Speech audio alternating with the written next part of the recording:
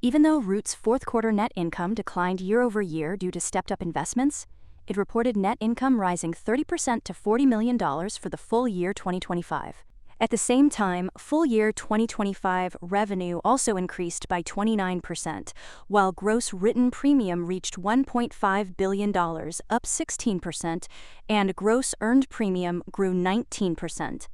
Adjusted EBITDA climbed to $132 million, compared with $112 million in 2024, demonstrating improved operating leverage despite elevated investment. Operating income came in at $62 million, down from $79 million the prior year, reflecting growth spending. Though Root did still end 2025 with $312 million in cash. In the fourth quarter, Root reported revenue of $397 million, ahead of the $382.95 million consensus estimate, and delivered EPS of 31 cents, exceeding expectations by 48 cents. However, Q4 net income was $5 million, a $17 million decline year over year, largely driven by increased marketing and partnership investments to fuel 2026 growth. Management emphasized that policies in force are now growing at more than double the pace seen in Q4 2024, signaling momentum heading into the new year. A key differentiator remains Root's AI pricing and underwriting capabilities, which executives say have increased customer lifetime value by more than 20%. Root keeps driving into automation and machine learning in pricing and claims, creating what management views as a durable competitive moat in the $350 billion auto insurance market. Root also expanded geographic reach to cover 80% of the U.S. population and aims to operate in all contiguous states by the end of 2027. Its partnership with Toyota stands out as a milestone, enabling telematics-based insurance quotes integrated into connected vehicle ecosystems.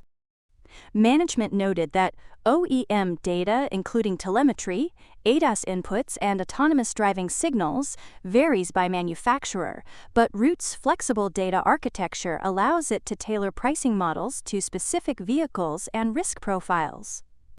Executives believe this positions the company advantageously as autonomous technology evolves and liability structures shift. Looking ahead to 2026, Root guided to quarterly EPS between 3 cents and $1.56, with full-year revenue projected to reach approximately $1.62 billion. Management acknowledged that net income may decline year over year as the company invests aggressively in new business, which carries a higher initial loss ratio than renewals. A higher loss ratio is expected in 2026, though the long-term target remains 60% to 65%. Root anticipates low, single-digit loss cost inflation and remains focused on balancing profitable growth with disciplined underwriting. Leadership repeatedly stressed that pricing is the primary growth driver, enabling Root to selectively lower rates while preserving margins and improving retention. The independent agent channel is now the fastest-growing distribution segment, complementing its optimized direct-to-consumer platform. So while Root isn't hitting the highway anytime soon, it has a clear route planned.